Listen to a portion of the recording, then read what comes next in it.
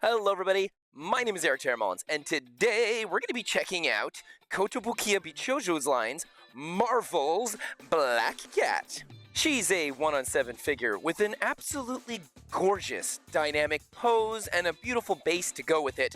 However, I wouldn't say that she's the definitive kind of black cat, but in the fusion department of the East and the West, I think they did a very good job. There's just a couple of things, mainly one in particular, but I'll get into that later in the review. Her base is epic. This is so pretty, conceptually, super fun, artistic. She's standing on a giant, pearlized, iridescent diamond.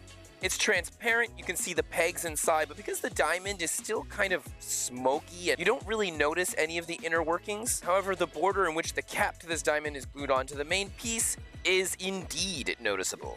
We've got a couple of other gems as we start spinning her around. They all look really cute, fantastic, very plasticky. They don't look as gemmy as I would have liked, but at the same time, if they look too gemmy, you would see all the glues and everything holding everything together. So this is a really good compromise. I love this base. I think it's absolutely terrific. I just have one major issue with the base. It may have looked like I'm putting tons of force into this thing, but she falls all the time.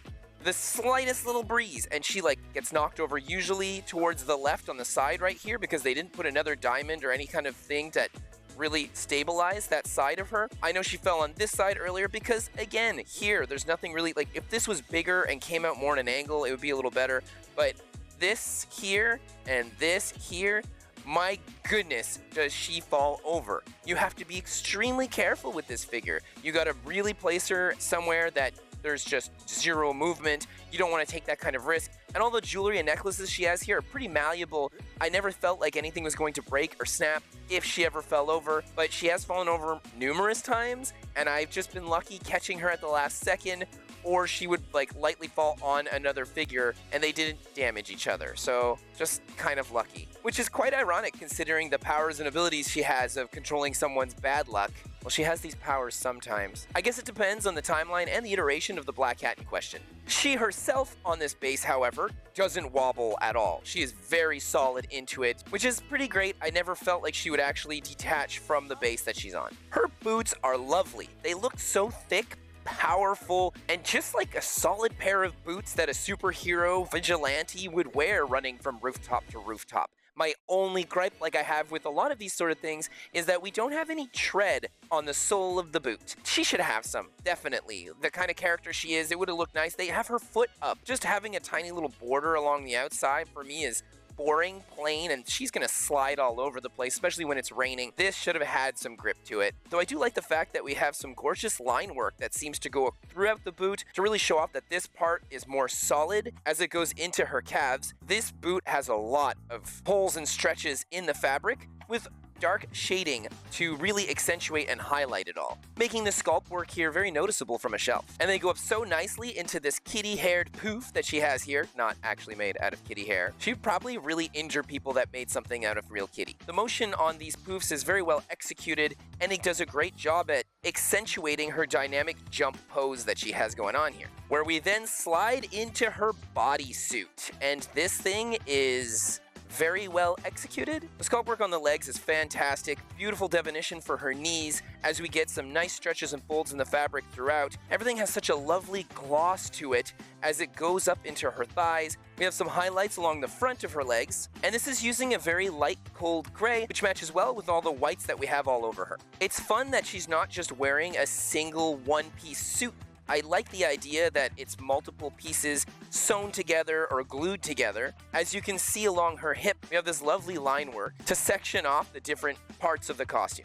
As we get into her tight main bodysuit, it's the same type of gloss, the same type of highlights, and that's okay. Where usually I might dunk on certain things for lack of texture, this figure utilizes its textures very, very well with the coloration. Having a more matte look for the boots, the gloves, and of course for her face really makes all the black latex spandexy styled outfit stick out phenomenally. We get some nice stretches and pulls for the fabric along the side of her body. Her behind is defined only okay, but I do like that we have a bit of pulls in the fabric here. I would say it's done in a fairly realistic and Western manner as opposed to an anime Eastern one. As we go up into her back, where we have a beautiful defining line that we we can see nicely due to how the shading and the gloss accentuate it. Along the front of her stomach, we have the line for the zipper. I think I would have actually liked to see the zipper teeth all connected here. That would have been nice. It would have stuck out a little bit more, and it would have given a bit more to a figure where along this part of her body, it does seem kind of monotonous. The zipper leads all the way up into this cute little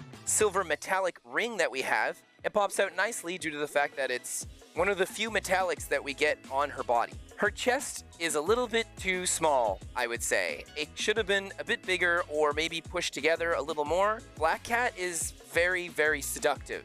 She's more seductive than a character like Catwoman, who is as well. I just say that this one pushes her body a little more to be able to try and manipulate, get what she wants out of villains and heroes. Yet the Catwoman has so much more going on in the curvy department where she probably really didn't even need it considering everything that's going on with this design, and this one absolutely could have used it with her type of pose and everything she's kind of showing off here. She looks slender, fit, but she is lacking some curves. She still has them. I would just say that this Western figure has really hit the mark of the character a bit more. Now, of course, you can make the debate that in her very first appearance, this does kind of match up a little better. And it is a little more accurate to a 90s children's cartoon show. The original design to this figure and that 90s cartoon show are not the target audience for this figure here. This is an anime Bishoujo figure with a decent price point attached to it. They should have made it a little bit more Eastern in its design and aesthetic, which is funny to say considering that would just make it feel more Western at the end of the day. 99% of the Black Cats you're going to see in the world are going to look a lot more like this. And where I do find something like this is very cute and has its place, they've already made a first Black Cat figure, and her body was somewhat similar to this. So they should have definitely made her a little more voluptuous. And I'm not even saying to have the zipper going down and showing off more like this one here. I'm just saying make her a little curvier, because 90% of the time, that's who Black Cat is. Her zipper is a little opened where we see ever so slightly the skin on her chest, but it's not really that noticeable as we slide up her chest and go into her neck. Beautifully defined collarbone. I always really love this. And it's all framed by the same type of white textured poof that we have on her boots and on her gloves. Her arms are cute, very pointy elbows, but this feels very anime, and her gloves are fantastic. Gorgeous little poofs here with some lovely motion to them. As we get into the glove pieces, I'd say the shading is a little overly pronounced, but again, this looks good on a shelf. Her right hand looks absolutely gorgeous, beautiful, long nails attached to the fingers, which is cute. I think it's pretty. Personally, I don't think I would have put the line for where the nail comes out. I think I would have just made it sharp. I know that seems like it's less detail, but ultimately I feel like it would have felt more like the comic or the cartoon. Whereas her left hand is a little closed, and this is kind of weird because at this point we don't even see the nails. They look like they're going straight into her hand. There's no way. It would have been nice to have it kind of closed like this, and you could see the nails rather than doing this. But this is a nitpick, and it's something you're really not going to notice from a distance. In these hands, she's holding some stolen goods. Maybe it's not. Maybe she's just at home having a fun time prancing around holding her jewelry. Odds are these are some ill-gotten gains. On her left hand, we've got some lovely white pearls along with a golden necklace. Metallic gem in the center, which absolutely should have been transparent instead of metallic. It would have been a nice callback to her base plate. Where on the right, we seem to have very similar pearls, and then a very similar gem design and sculpt as we have on the left one, only it's attached to the main pearls instead. Two other colored gems that again should have been transparent, and they should have had different shapes to them. It looks like they sculpted one thing and then we just got it repeated 4 times. I'm not a fan of that. Again, she's standing on a base plate with all these precious minerals. She should have them in her hands. It would have been cool to have them smaller and reflect what we see on the base, or at least something that looks a little bit different. It's just unfortunately not creative enough, and it kind of feels like they cheaped out a little bit. Despite that, they are very well sculpted, and I like the idea that it's made out of a more malleable plastic due to the fact that she's fallen so many times that I feel like they would have snapped, at least on the first time. She's wearing a lovely studded neck collar, black, gloss, with a little silver metallic paints, where then her head goes into this thing, and it doesn't go in perfectly. Her neck bevels ever so slightly.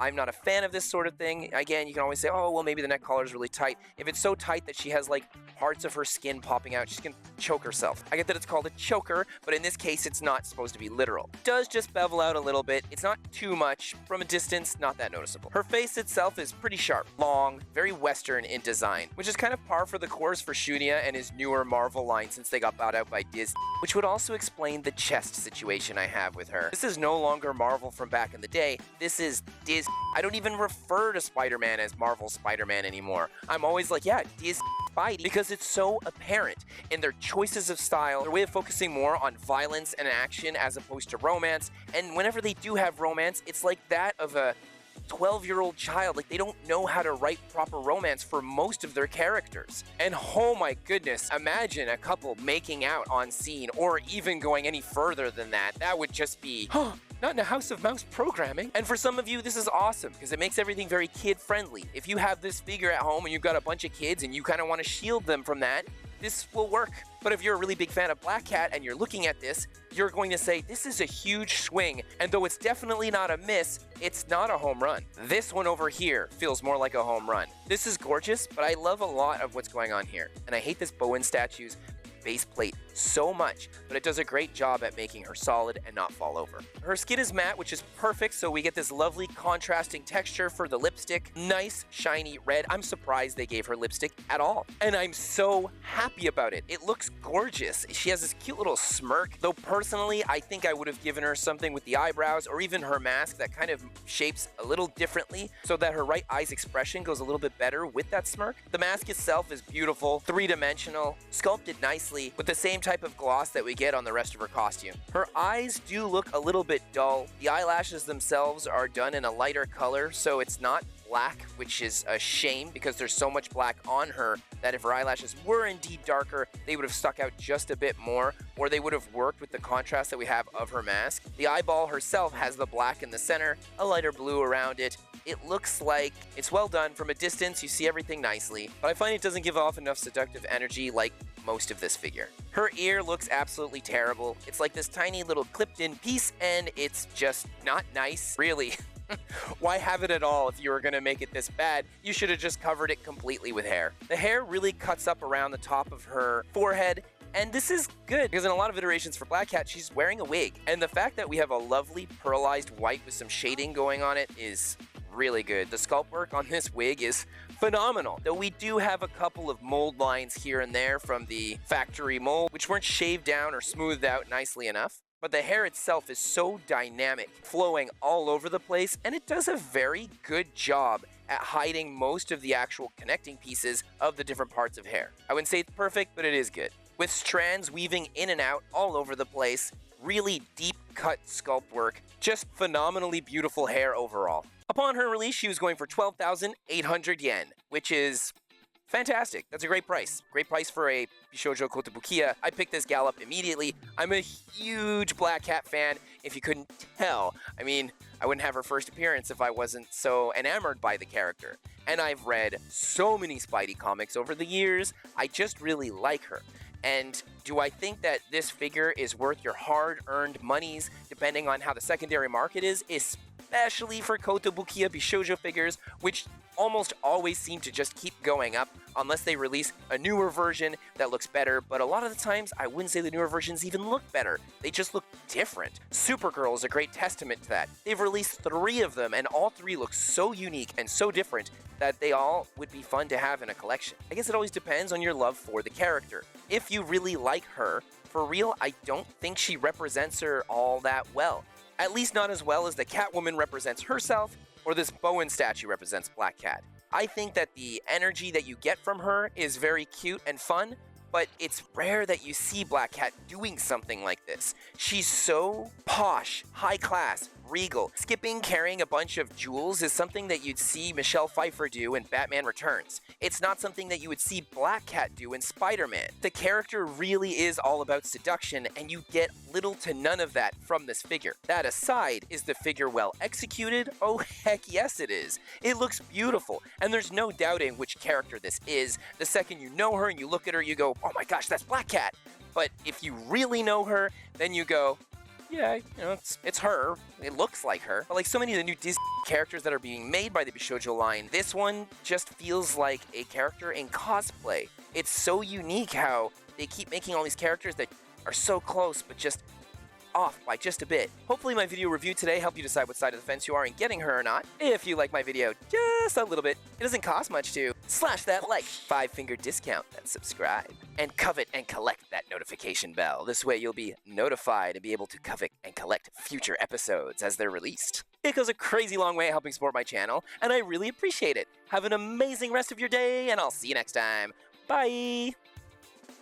When I was younger, I got to meet Stan Lee, and it was so funny. Because I go to so many conventions selling my manga, I always have a table, and because of this, I get to kind of wait in line to meet certain people earlier than other people would be able to wait in line. It's pretty efficient because the closer I am to the front of the line, I can meet the person, and then I have to run back to my table and then make illustrations and sign my own comics. So when I got to meet Stan Lee, I was so pumped, and I was at the front of the line. Let me tell you, it was something. I was there with my little Spider-Man comic, and then behind me, I had like just high rollers, like first appearance of the Fantastic Four, first appearance of this, first X-Men, like first Wolverine, like all these hardcore people, and I was just there with my little like Amazing Spider-Man, first time he shows up with his black costume in his own comics. I'm such a huge symbiote fan, and when Spidey had this costume, he had a bit more grit, and I enjoyed that. So here I am at the front of the line, and when I gave him this comic book, I remember passing it to him. At this point, he was kind of old, and he would just sign things anywhere, and I was a little bit nervous. When he signed it, he made such a funny joke. He's just like, "Oh, I love this one. I'm gonna sign this one right here. Introducing the new me, Stan Lee." And I was just like, I laughed so much, and I thanked him for being awesome, and that was that. It was like a cute little moment in my life that really inspired me. So that's that. Have an awesome day. Bye.